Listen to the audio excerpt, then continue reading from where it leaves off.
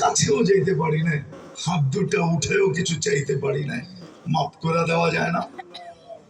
দুই বেলা যদি মাপে অভ্যস্ত হতো। চলেন আজকে মাপ চাই, চাবেন? সবাই চাবেন? কে কে দেখি দুই হাত উঁচা করে বল, মনের থেকে বলে দেন আল্লাহ অতীত থেকে তওবা করলাম। বলেন বলেন বলেন, আল্লাহ অতীত থেকে তওবা করলাম, আপনি আমাদের তওবা কবুল করেন, আমাদের গুনাহ মাফ করে দেন। নামান রব্বে কাবার কসম, যদি আপনি মন থেকে বলে থাকেন তা আপনার গুনাহ মাফ, আপনি নিষ্পাপ।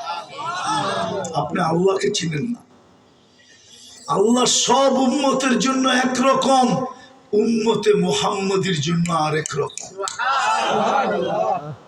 সব উম্মত মাপ চাইলে মাপ করছে, এই উম্মত